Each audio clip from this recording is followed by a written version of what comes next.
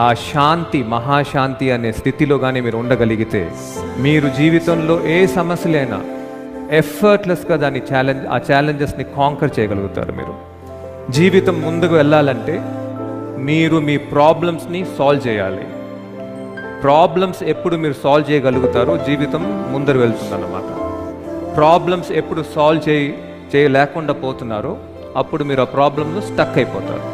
Once you are stuck, the wheel of life moving forward stops.